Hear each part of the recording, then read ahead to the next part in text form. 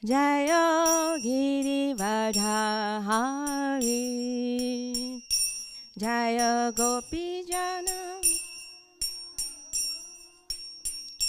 Jayo Girivardhari, Jayo Yashodanandana Vrajana Ranjana,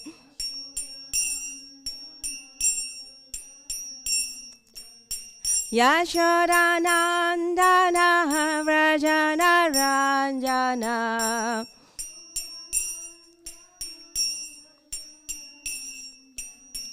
Yashodanandana Vrajana Ranjana,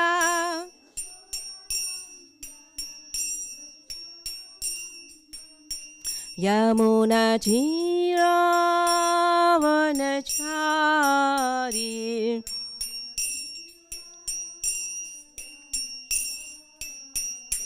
Jayo Radha Madhava Kunja Bihari,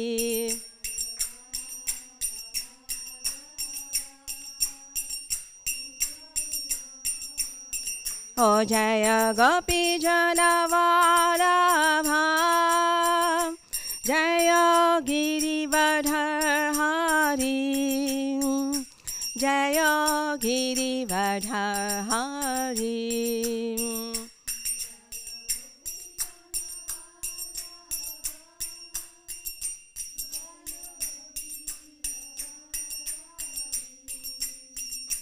Jaya Girivardhari. Yashodanandana Vrajana Ranjana,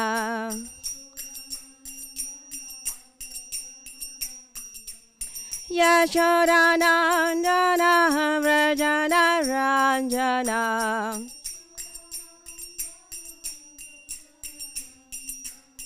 Yamuna Chiravanachari,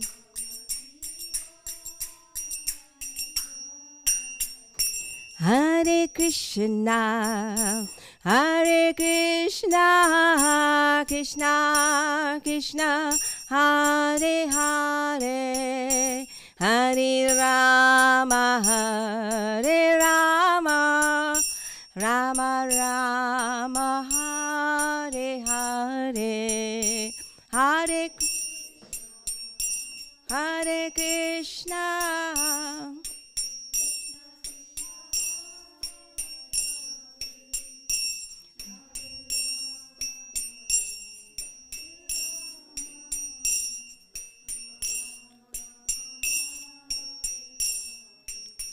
Oh Hare Krishna, Hare Krishna, Krishna Krishna, Hare Hare, Hare Rama, Hare Rama, Rama Rama, Hare Hare, Hare Krishna.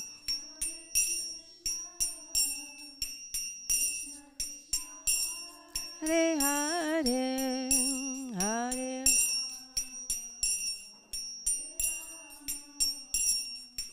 Rama Rama, Hare.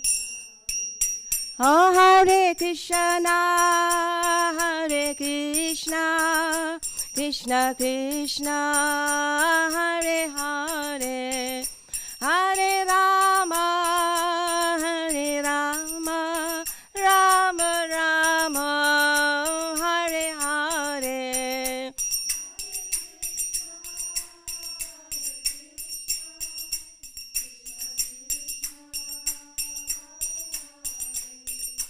Hare Rama.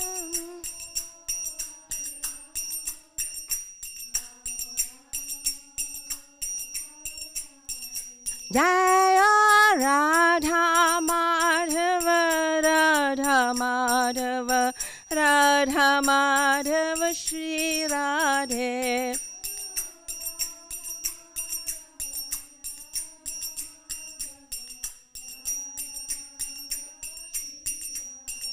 Jaya Prabhupada, Jaya Prabhupada, Jaya Prabhupada, Srila Prabhupada.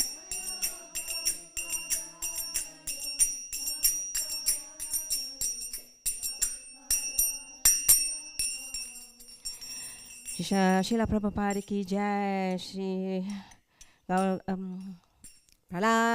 Lakshmi Narasimha Bhagavan ki jai, Shri Gauni Thai ki jai, Samavita Bhaktavrinda ki jai.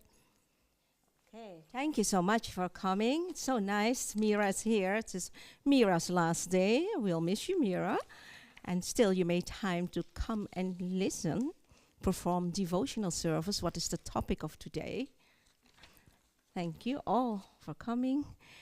Let's see. So today's verse.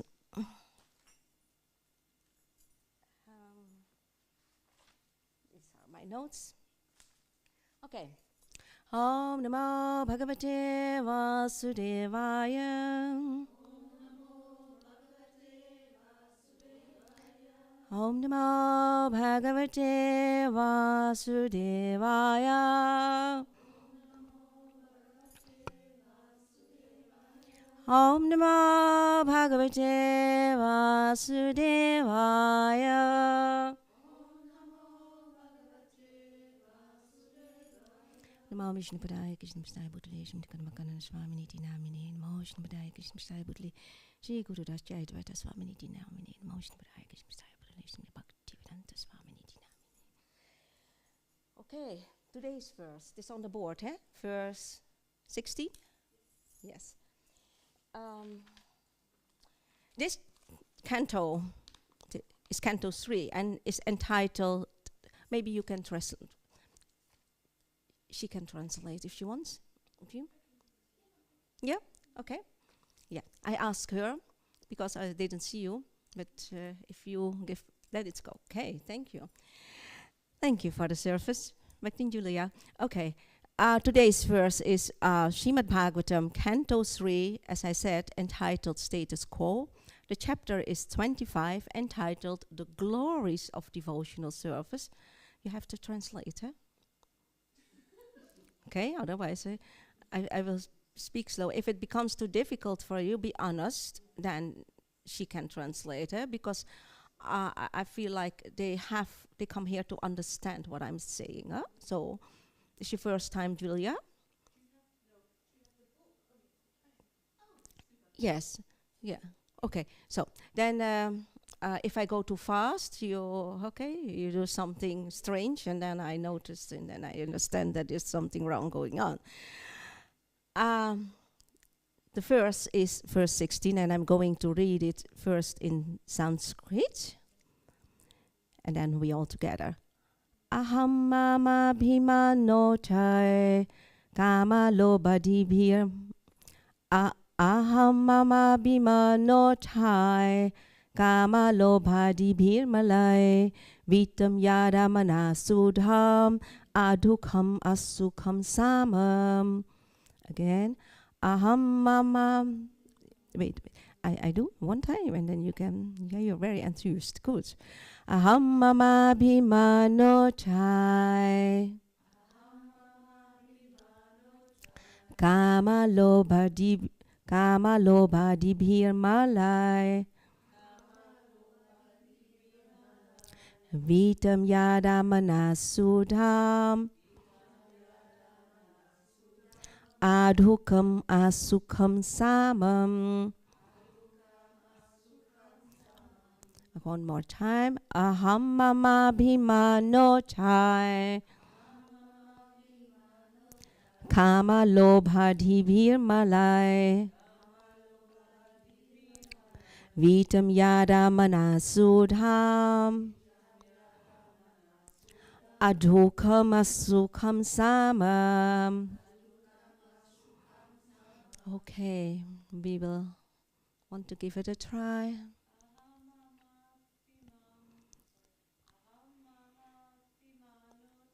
Aham mama bina no chai Kama lobhadibhir malai Vitam yada manasudham adhukam sukham. Thank you. Someone else? Yeah, come on. It's your last day today here. Aham mama bhimanotai kama lobhadi bhimalai vitam yada manasudham adhukam sukham samam. Great, thank you. And someone else? Hamama bhinotai kama lobhadi bhimalai vitam yada manasudham sukham samam. Thank you. Aham, I, mama, mine, abhimana, from the misconception, uthai, produced, kama, lust, lobha, greed, adibhi, and so on. Malay, from the impurities. Vitam, freed. Yada, when. Manaha, the mind. Sudham, pure. Adukam, without distress. Asukham, without happiness. Samam, equiposed. Translation. When one is completely cleansed of the impurities of lust and greed produced from the false identification of the body as I and bodily possessions as mine, one's mind becomes purified. In that pure state, he transcends the stage of so-called material happiness and distress. Again, when one is completely cleansed of the impurities of lust and greed produced from the false identification of the body as I and bodily possessions as mine, one's mind becomes purified. In that pure stage, he transcends the stage of so-called material happiness and distress. Nice. Purport. By His Divine Grace, A.C. Bhaktivedanta Swami Srila Prabhupada Ki Jai. I'm going to read it slowly. You have it in Dutch, German. Okay. Kama and Loba are the symptoms of material existence, so lust and greed. Huh? Everyone always desires to possess something. It is sad. Is there something wrong, Atmaram? Yes, no picture. No? No picture. But there's voice, the sound? Picture, oh. Picture is not so important. Okay. I'm just continuing now, okay? Purport, again, by His Divine Grace, A.C. Bhaktivedanta Swami Srila Prabhupada. Kama and Loba, I'm talking about lust and greed, are the symptoms of material existence. Everyone always desires to possess something. It is said here that desire and greed are the products of false identification of oneself with the body. When one becomes free from this contamination, then his mind and consciousness also become freed and attain their original state. Mind, consciousness, and the living entity exist. Whenever we speak of the living entity, this includes the mind and consciousness. The difference between conditional life and liberated life occurs when we purify the mind and the consciousness. When they are purified, one becomes transcendental to material happiness and distress. In the beginning, Lord Kapila has said that perfect yoga enables one to transcend the platform of material distress and happiness. How this can be done is explained here. One has to purify his mind and consciousness. This can be done by the Bhakti Yoga system. As explained in the Narada Pancharatra, One's mind and senses should be purified. Tat paratvena nirmalam. One's senses must be engaged in devotional service to the Lord. That's the process. The mind must have some engagement. One cannot make the mind vacant.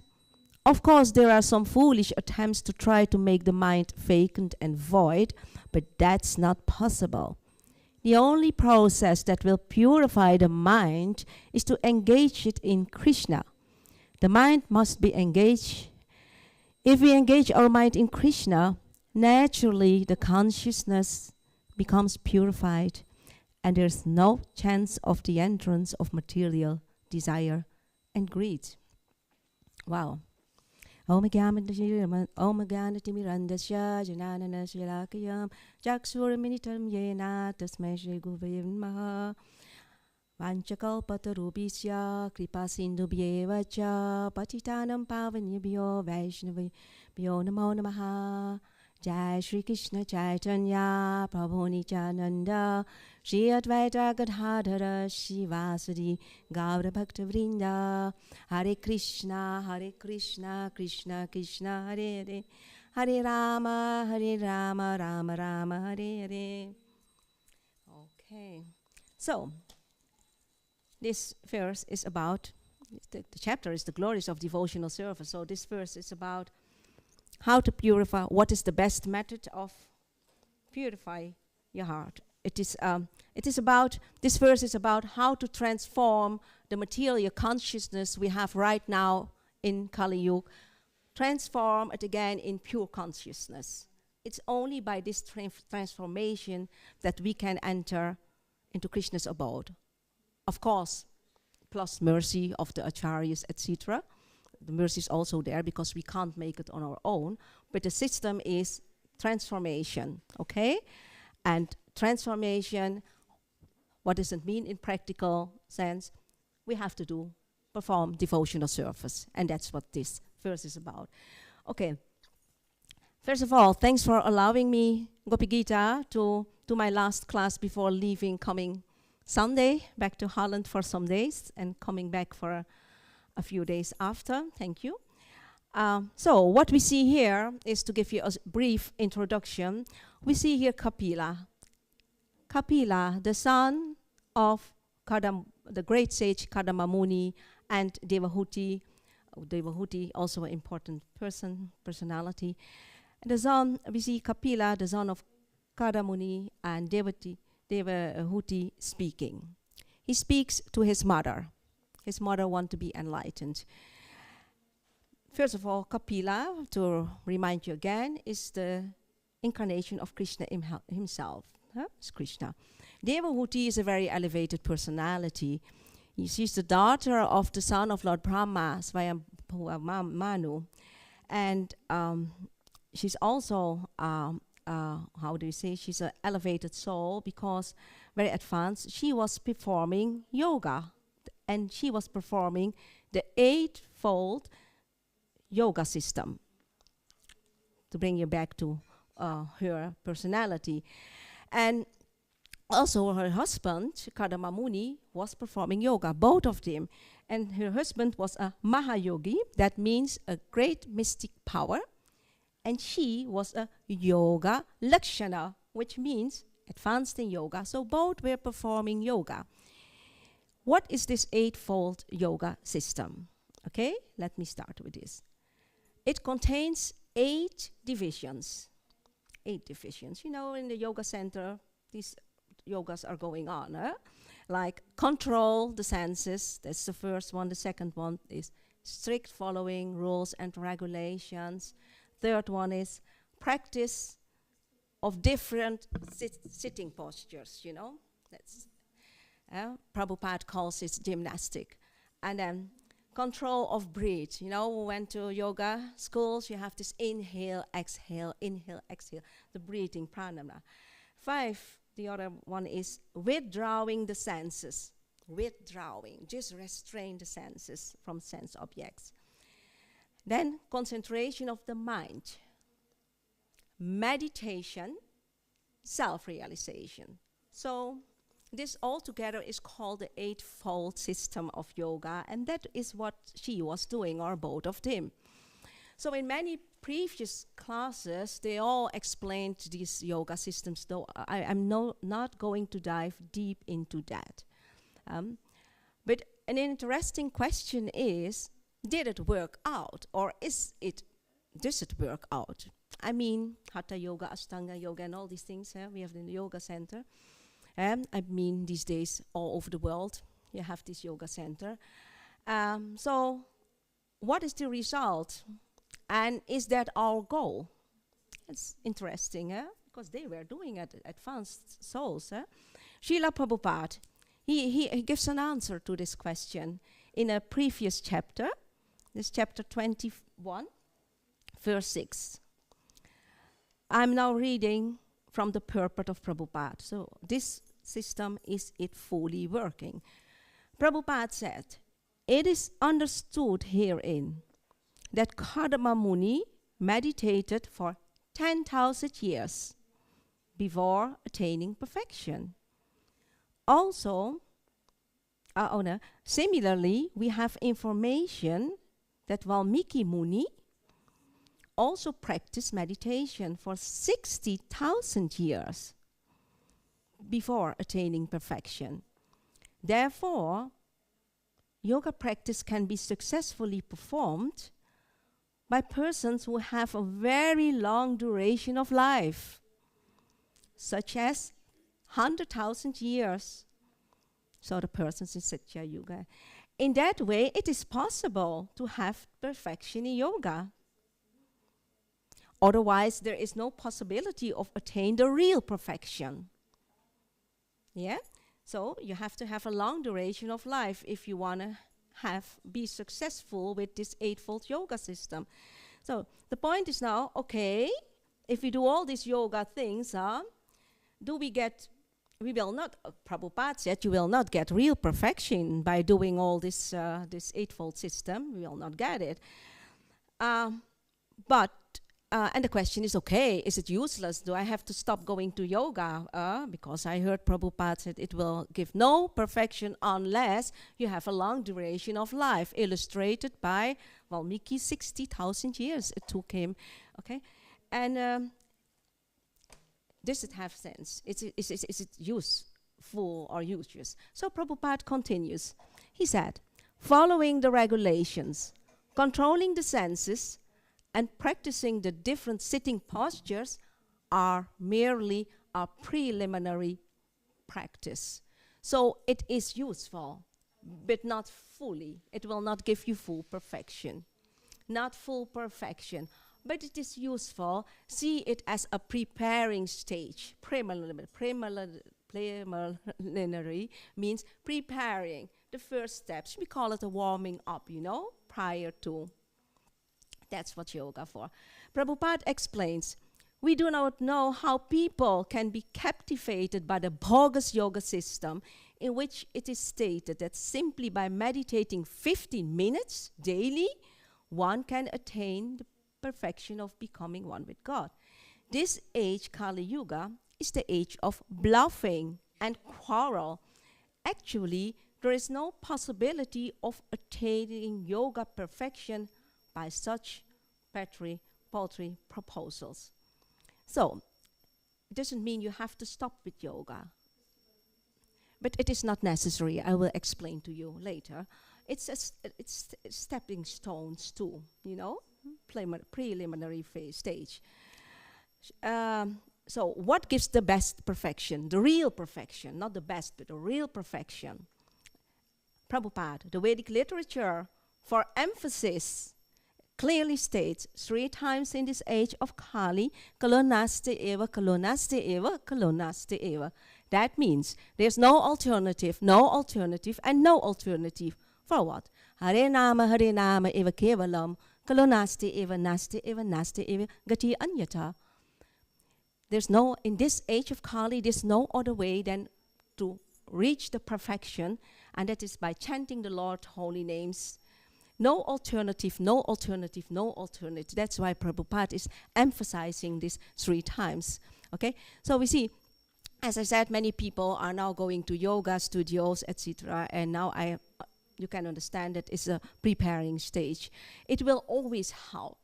You know, if you think chanting, I don't see progress, and etc. And maybe I need something supporting me in controlling mind and senses, then it can be helpful. But it always has to go hand in hand with the chanting, because the chanting is the main process. The other one is supporting, not even needed, not necessary.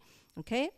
And what is the ultimate? What happens then? The best process is chanting, and chanting is one of the processes of devotional service. So actually, Prabhupada says, the best process is bhakti yoga. It's yoga, but it's bhakti yoga. And the difference with the other yoga systems, the hatha and ashtanga, the difference is that the other yogas are still connected to the body. It will not give eternal relief. You know, all this breathing, inhale, exhale, and gymnastics connected to the body, and the body is temporary, so this will not last. A bhakti yoga is linked to, connect to, bhakti is love of God, is connected to the eternal. It's connected to the spirit. That's why bhakti yoga is the highest perfection. Okay.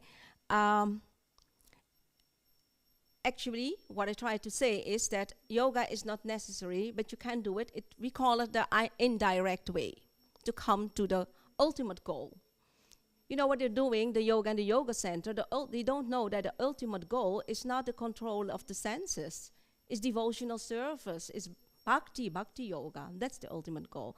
And you can the result you can have in an indirect way, love of God, or in an indirect way. And the yoga, the eightfold system is an indirect way. Okay, the nice thing about devotional service, I'm not speaking in the mic. The nice thing about devotional service, bhakti yoga, is that we don't have to think about, oh my Krishna, am I controlling my mind and senses? It's not important. It's a natural process. If you do your devotional service in a sincere way, then automatically the mind and the senses will be controlled by the process of bhakti. You see, it is also difficult to control mind and senses. In the Bhagavad Gita, Arjuna said, oh my dear Krishna, what are you asking me to control my mind and senses? The senses are so strong. This is impossible. I go too fast. Yeah, okay. It is impossible, sorry Julia, again. It is very difficult to control mind and senses. And it must not be our focus. Yes, because by devotional service, it automatically is under control. Okay, under control. So, I illustrated Arjuna in the Bhagavad Gita, how he emphasized how strong the mind and senses are. He said, Krishna, I can't control him. And Prabhupada emphasizes also that it's not needed to get rid of these senses or get rid of desires, because it's so natural. Krishna has senses. He smells, he touches, etc., etc. And we are part and parcel of Krishna, so we also have senses and desires. We don't have to get rid of it. But, and here in this verse, it's stated, you have to link it to Krishna. You have to engage them in Krishna's service, for Krishna's pleasure, not for your own pleasure. So don't get rid from it. And you see, in India, you have a lot of yogis still, I guess.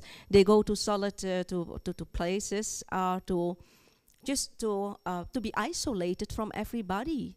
So there will not be attempt to do lusty things or greedy things. So they just try to restrain their senses, but it will never work. There is this example given in the Bhagavad Gita of this Vishvamitra, great sage, who was meditating for 1,000 years, to get just meditating. And then at a certain moment, this beautiful Menuka came, and her ankle bells were like tingling, tingling, tingling. Yeah, no, what happens? He forgot this whole meditation, It was, or I was meditating on Menuka, but anyhow, not on the right thing anymore. Okay, so the process of bhakti yoga is to not to get rid, not to restrain, but you have these senses and you engage them in Krishna service to make it practical for you girls. Very practical. Suppose you have a big Mercedes Benz, okay? Huge Mercedes. Do you have to get rid of it? A material thing? No. If you use that car in the service of Krishna, you're going to do shoppings, the shoppings, flowers, or you drive devotees to programs, then that same material thing, this car, being material, get purified. And that's, Prabhupada uses mostly the word dovetail. You dovetail it in Krishna service. It's like you're a professor or a student or whatever. Prabhupada said, never change your position. So I have a lot of students, I'm coach, and they call me and say, do I have to stop with my study? Do I have to go to ashram, leave my job? No. You have to remain in your position, but you add Krishna. You link Krishna to it. Okay? You continue your study, and you think, okay, now I'm studying. How can I help Prabhupada also? In my free time, I'm going to distribute books. I'm going to read books, and I'm going to explain it. In that way, the same activity becomes spiritual. Yes? Or you have a job. A lot of us have a job, and they think we have to quit now with the job. How can we combine it with our Krishna? And the first mistake they make is Krishna is not a matter of time. It's not a matter of how much time do I have for my job and how much for Krishna. Krishna consciousness is a matter of mindset. It's a mindset. Just one question, am I pleasing myself or am I pleasing Krishna? That doesn't take time. During my job, I trained myself to constantly think, if I went to court to do things, if I use these words, am I pleasing Krishna? That's the only thing. It's a question, a matter of mind change in mindset. Yes? So, and Prabhupada, he also never throwed anything material. He used everything for Krishna.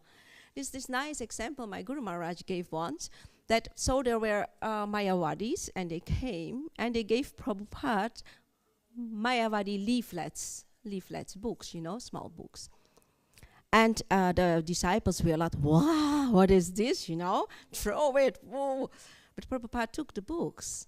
And at lunch that day, he said, spread the leaflets on the floor. And on the top of it, you have these banana leaves, to eat. So he used them. And in the same way, these Mayavadis got purified. You see, so he used everything in Krishna's service. Now let's see. Okay, what is this devotional service? Just very briefly, because you can read about it, and it is mentioned already so many times. There are 9 processes of devotional service. First one, processes of devotion, is the hearing. What you're doing right now is hearing, is Sravanam, is the most important process, because through the ears, it goes right to the heart. And that's the purification process which is working through the ears. Yes, that's hearing. An example. Oh yeah, and these 9 processes, it doesn't mean that you have to do all the 9 processes. Oh no, fortunately not. 1 is enough. 2 is enough. Chanting is the one we must do. That's the second one. It's the second one. Chanting. The hearing, the example given hearing is Maharaj Parikshit. Only 7 days he heard the Bhagavatam from Sukadeva Goswami and he got delivered. Yes, that's the example. Then the second one is chanting, kirtanam. And that an example is, and kirtanam can be done by japa alone or in a group, then it's called kirtan. Purifying the heart, most important. We must do this one, we must. It's not alternative. And the example is, yes, Sukadeva Goswami. He was reading. Reading is also kirtan. Reading the Bhagavatam, and he got delivered, went to Krishna. Third one, so when you hear, then you start to glorify. That is chanting. When you glorify, then you come to 3.3. Smaranam. You start to remember Krishna. That's 3. It's an upward state. Prahlad Maharaj remembered Krishna 24 hours, even while his parents were about to, not his parents, his father, Hiranyakashipu, wanted to kill him. Just remember. The fourth one is, okay, then we go to Lakshmi, serving the Lord's lotus feet, Padasevanam. Yeah, and then we have number 5. Then we try to do deity worship, Archanam. Who was doing this? Prithu. Was it Prachar? Yes, Prithu. Prithu, he gave all his royal possessions to the deities to worship them. That's Prithu. Then we have number 6. You're constantly praying. And the example is given by Akhura. On his way to Vrindavan, he was constantly praying to Krishna. So this is all ways of service to Krishna. The 7th is what we're doing, dasya, executing orders of others. The devotee asks you, Gopikita asks you something, can you do it, or Amrita, and you're doing it. So you're dasya, executing orders of other devotees. Example is giving of Hanuman, who was serving Ram 24 hours a day. Even when he faced so many difficulties, he never said, I'm tired, or I have difficulties. Just Ram is calling and here he goes. Yes? The 8th one is Sakyam. Then you become friends with Krishna, like Arjuna was a friend, and Krishna was so pleased that Krishna became his chariot driver, and Krishna served him and his brothers. And then 9th one is, so you have this, and then ultimately you are completely surrendered. And the example is given of Bali Maharaj, who surrendered everything, you know this story, everything, his kingdom, all his possessions, and ultimately his own body to the Lord. We are not that far, okay? So all these 9 processes, they are called, this is how you can do service for Krishna, okay? And why? The question is, why is, let's see if I'm forgetting something. No follow. Oh yes, Chaitanya Mahaprabhu is very much emphasizing that in this age of Kali, no meditation, no yoga, no no demigods, forget it all. Just devotional service. First 3 success to come. Chaitanya Mahaprabhu said, I don't want wealth, I don't want a woman, I don't want followers like we have on WhatsApp, or not on WhatsApp, like LinkedIn and Facebook. 40,000 followers, you know. I don't want these nonsense things. I want devotional service, birth after birth. He doesn't even ask for, let me not come back again. It doesn't matter, even if I'm born in hell, I'm not interested if I can do my devotional service. That's the important. And now I come to the last question. Why is this process of devotional service so important? Yeah, why is it so important? Because in the success to come, that is Chaitanya Mahaprabhu, Krishna, as a devotee, he wrote books, Rupa Goswami did, and the others, but he brought us 8 verses, 8 instructions, 6 sastakam, 8 instructions. And the first one is, he explains if you chant, and it's about chanting, what happens. So why is this devotional service so important? Because it cleanses the heart from all unwanted things. We call them anarthas. So in the heart are anarthas, demons in our hearts. And there are 6 demons.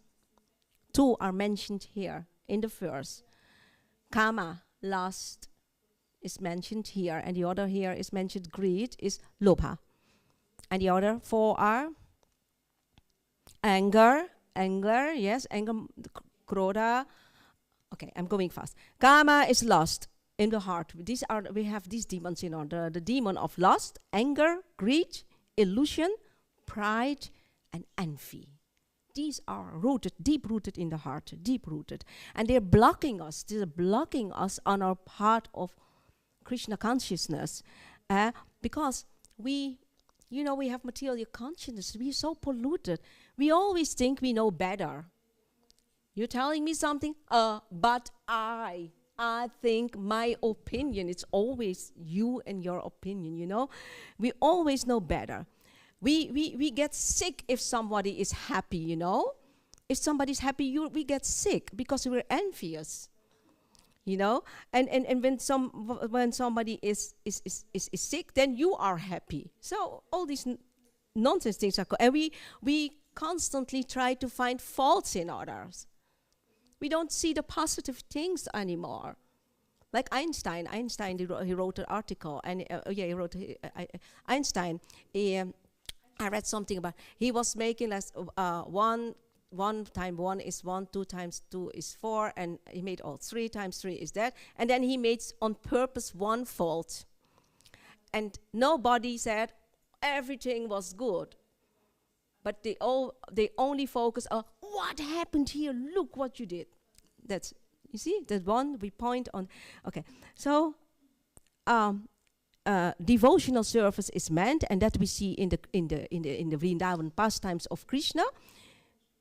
Very important. All these demons in Krishna's Vrindavan pastimes, it's not for fun, like they're killing demons, and it doesn't want. If you read Krishna book or Canto 10 of the Srimad Bhagavatam, it's not exciting. Oh, Krishna is killing demons. Krishna wants to show us how we have to kill the anarthas in our heart. Because all these demons, Agasura, Bakasura, Denasura, and Putana, and all these Trivarta, all these demons, they represent the demons in our hearts. And that's our mission. Devotional service, by service, we kill the demons in our hearts. And that's why, and that's why in the verse here it's stated that we have to get rid of this lust and this greed. We have to try. And the process is, as I said, is devotional service. So we perform devotional service, in essence, to kill the demons in our heart. Yes? And that's why we hear, we chant, we eat Krishna prasadam, also Krishna prasadam, purification, because it's not, Prabhupada doesn't want us to say, come and eat. He said, you don't eat it. And sometimes you say, enjoy your prasadam, is also something Prabhupada doesn't like. You're not enjoying it. It's Krishna. There's no difference between Krishna prasadam and Krishna. You have to glorify it. Glorify, not enjoy. Glorify it, okay? But all these things, chanting, Prabhupada said, chant, eat Krishna prasadam, take Krishna prasadam, and dance. These three combined, this process, this will give to you the best perfection. And why is this dancing important? You already explained, but it has another meaning also. A spiritual meaning is that Krishna is Satchit Ananda. Krishna is such, he is eternal, Chit, full of knowledge. Ananda is he is blissful. So dancing represents the blissful, the Ananda potency of Krishna. The Ananda, the full of bliss. Yes, that is why in his pastimes are very blissful. So if we focus on devotional service, then all the anarthas in our heart fade away. Yeah, cleanse your heart, and then what this verse is about, then in that way your material consciousness becomes pure consciousness again. Yeah, and the Sixastikam gives hint. Oh yeah, and when you have this pure consciousness, then you have in your heart bhakti. That the ultimate goal is have bhakti. Instead of demons, bhakti in the heart, love in the heart. And what happens then, if there's love in the heart, then Krishna will run to grab this bhakti. And this is the ultimate goal. Your heart must be full of bhakti. And now I tell you a story, and that I end with this very nice story. Okay, so because it is purified, there is love for God, love. This story, very short. Okay, in the Chaitanya Charitamrita, there is a story about this brahmachari, Suklambar brahmachari. Okay, Suklambar brahmachari, he very poor, very innocent. He has all the qualities of Trinat Apisunisana. He is a Trinat Apisunisana person. Humility, innocent, no false pride, tolerance. That was Suklambar brahmachari. Very saintly brahmachari. Okay? And his job was every day he went to at least 8 houses to get some rice. I know in this greedy world, nobody will give you good rice. They will not give you rice even. But if they give broken rice.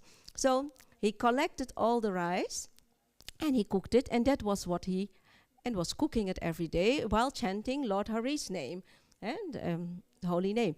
Now, at a certain day, this Suklambar brahmachari came to the house of Srinivas, where Chaitanya Mahaprabhu was always dancing and doing kirtan. And Chaitanya Mahaprabhu was there, and he was sitting on an altar because he was in the mood of Krishna in Dwarka. And he was sitting on the altar, and then he saw this innocent, very humble brahmachari, and he had this rice again here on his back. He was carrying it. So Chaitanya Mahaprabhu came, and he grabbed with his long arms the rice from his bag, and he started to eat. And Suklambar said, no, please don't touch this. This is not good for you. You're the Lord. This is broken rice. How can you eat broken rice? And he took all, and he ate all. And then Chaitanya Mahaprabhu said, listen, Suklambar, you don't know, but I know. But in previous life, you were Sudama. You then know the story about the Sudama. Previous life, you were Sudama. And then he told him, you remember Sudama? How you were a poverty-stricken person, you and your wife. You didn't have anything to eat. They were living in a hut, no clothes, nothing, very poor. And one day his wife said, oh, my dear husband, I love you so much, but it is really going bad with us. You see, we're so tiny, we don't have clothes, we have nothing. And you have such a rich, wealthy friend in Dwarka, Krishna. Why don't you go and ask for something, some wealth? And he said, no, are you crazy? I'm not going to ask the Lord anything. But she was forcing him, pushing him, and not for the wealth. She was pushing him because she couldn't bear seeing her husband in such a situation. These devotees were not caring for wealth and material things, but she couldn't suffer seeing him. Ultimately, he said, okay, I go, but I have to bring something. I can't go with nothing. So she had nothing in her house, so she collected rice from the neighbors, broken rice. She put it in a bag. And he said, okay. And now he went to Dwarka. I'm going very fast to the story. Then he went to Dwarka, and the guards, they were like, who is this person? She came, and then at a certain moment, he came at the palace of Krishna in Dwarka, and Krishna saw him and Rukmini, and he just ran. So he came to Krishna's room, and the first thing is Krishna gave him his seat, embraced him, massaged his feet, worshipped him even. Rukmini was fanning him, and everybody was like, what is going on here? This beggar, this beggar. And then they were telling nice stories about Sandipuni Muni and how they were friends, both friends. When they were young, they were friends, etc., etc. And the next morning, Krishna said, okay, now you're going today, but did you bring something for me? He was so ashamed. He looked at the golden palace and all the golden things, and he said, how can I give him this bag with broken rice? But Krishna said, I don't trust you. And he grabbed it, and he ate it again also. So the same happened with him. And what it's so nice what I wrote it. I wrote it because I couldn't remember what Chaitanya Mahaprabhu said. he grabbed it. Okay, sorry. He grabbed it, and then at a certain moment he went home. And what happened? He couldn't recognize his house anymore. His house was a big palace, and it was a beauty. And there were like wonderful trees. There were swans. There were celestial people, beautiful. And then one woman was staring at him, but he didn't recognize her as his wife. So one Mataji came and said, "That's your wife." Oh, so okay. And so the story said so they lived happily together in this palace. And now comes the essence. For the rest of their life in the same palace, but with the same humility, with the same simplicity, with the same spirit of service. So the consciousness didn't change. They could handle it. So you see, some devotees live in palaces and in big houses, etc. Krishna, they say Krishna will take all your wealth away and all your possessions. That's true. He will take it away if you need them to be taken away, if it blocks you, your path. But if you can handle it, like here Sudama, could handle it because his pure consciousness did not change because of this wealth, So whether living in a hut or in a palace, he used everything for Krishna. The only thing he just thinks is, I'm not a proprietor of this. Krishna is a proprietor of everything. I just have to use it. Whether in a hut or in a palace, Krishna is the owner, not me. So he couldn't get false ego in all the things. So Chaitanya Mahaprabhu said to Suklambar, "It's my greatest satisfaction to steal your rice. I stole your rice. Why? Because of your bhakti, because of your humility, because of your simplicity. I couldn't wait. I was so much hungry for this bhakti." Bhakti comes from humility, from simplicity. That gives bhakti. Instead of the anarthas, instead of greed, lust, anger, we develop simplicity, humility, tolerance. And this is what is producing bhakti, you see. And now I'm coming to the end. You see, in Vrindavan we have the same thing. I end with a story in Vrindavan. In Vrindavan we have the same thing. And Vrindavan, Das Thakur is explaining this. There you have the love for the Gopis and Krishna. And this I saw in a lecture of Radhanath Swami, but I like it so much. Radhanath Swami is explaining that in Vrindavan Dham you have the Gopis the Gopis and Gopal every time comes and steals butter.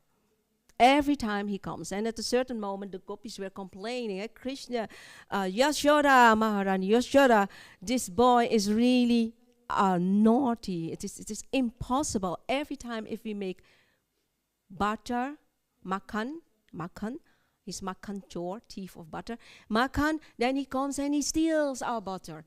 Then Yashoda said, okay, then I will tell him not to go anymore.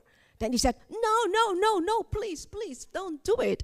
Actually, we make this butter because we hope that he comes to steal the butter.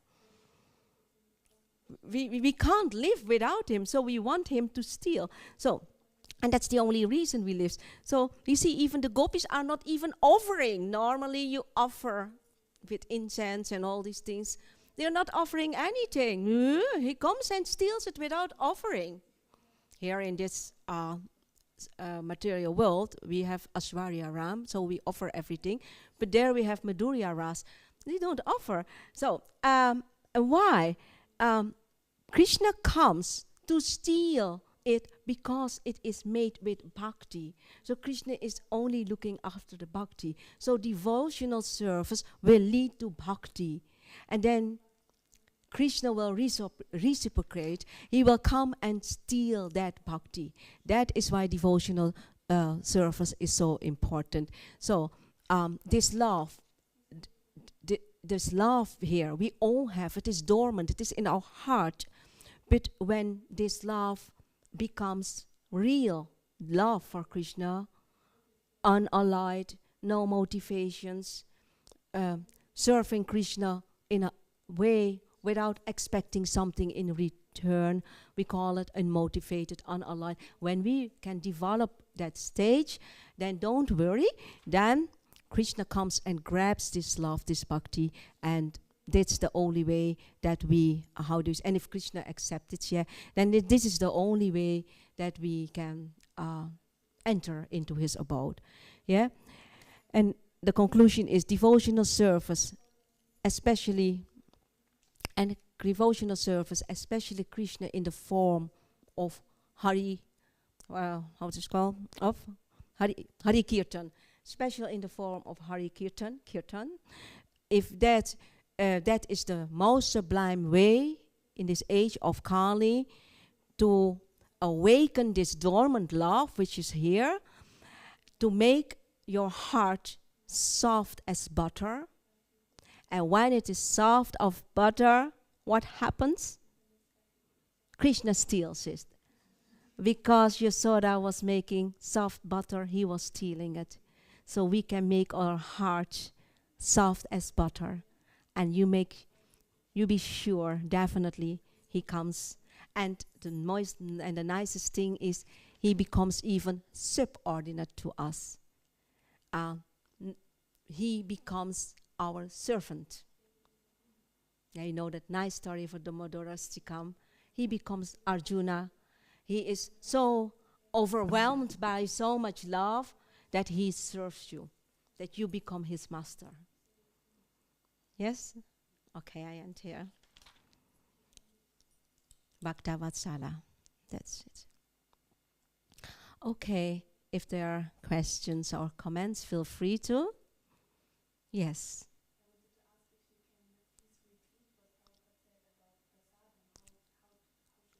Yes. It's okay. I read about it because I had to give a class about eating prasadam in Radha dish, and I asked my guru, what can I say about eating prasadam? He said, go and read the Chaitanya Charitamrita. There are some chapters explicit in the Chaitanya Charitamrita where prasadam is so much emphasized. Prasadam is not something ordinary in the bhakti, in the Vedic culture, in the Indian culture. I'm not speaking about now. I'm speaking of the bhakti culture and the Vedic culture. Prasadam is something they honor. They honor, and and that is why you see in the Chaitanya Charitamrita, even what they're going to cook, like when the devotees, the Bengal devotees, they went once a year to celebrate Ratha Yatra in Puri, Jagannath Puri, 4 months ago, for 4 months, to visit Chaitanya Mahaprabhu and for the Ratha Yatra. Then the prasadam was prepared by Damayanti and her husband, Raghava Pandit. And she was preparing this for days and nights, and exactly like you have to have this and something sweet and something this and something liquid. All the preparations are mentioned explicit in the Chaitanya Charitamrita. What you have to cook, how you have to cook it. It has to bitter or sour. Normally, Chaitanya Mahaprabhu got something sweet, but then he gets something bitter to nullify it. So, prasadam, to prepare prasadam is an art. And what I said is, Prabhupada said, it's not something ordinary, like we say, come, let's go and eat prasadam, and then we eat fast and we talk while eating. Okay, we are in the material world. But he said, you have to sit and you honor her, because there's no difference between Krishna and his pastimes and his form and his qualities and his remnants. It's Krishna's remnants. This is Krishna in the form of the remnants of his food.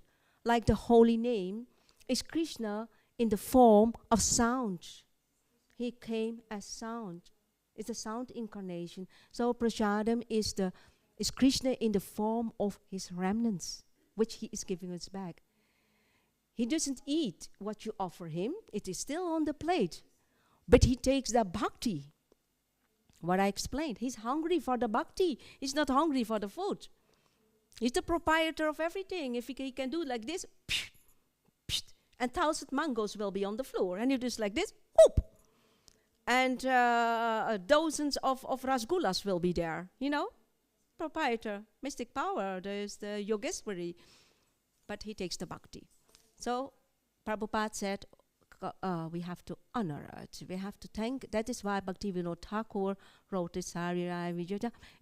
And you can see, is to honor it. And the nice thing is, Prabhupada is, Chaitanya Mahaprabhu is so amazing sweet to make it easy for us to come to Krishna.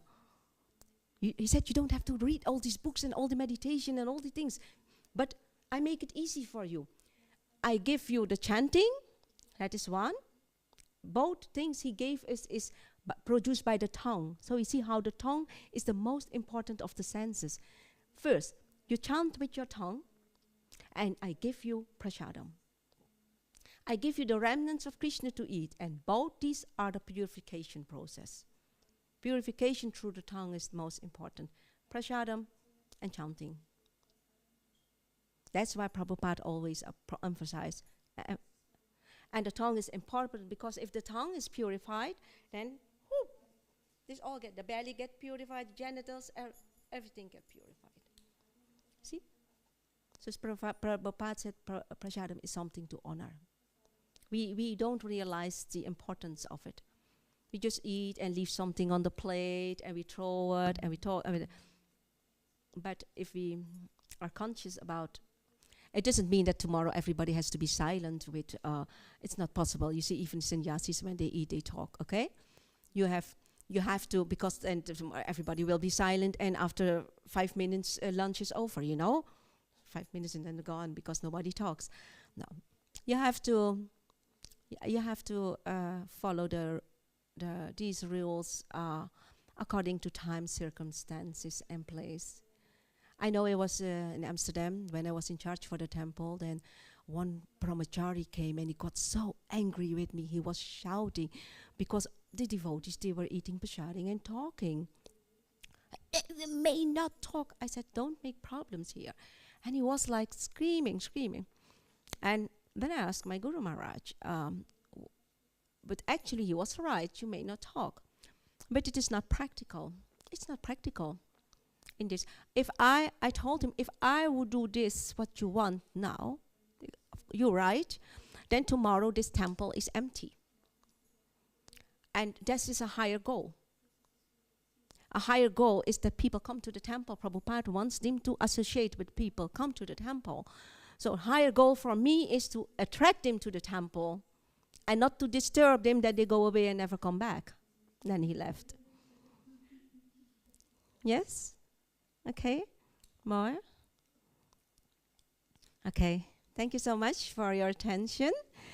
If I said something good and useful, it's by the blessings and the mercy of Prabhupada and my Gurudev, because I honestly say I still have to work on the qualities. Thank you so much.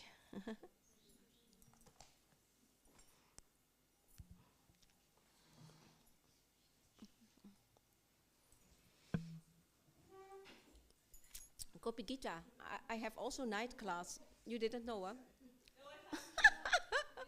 I have 2 classes also.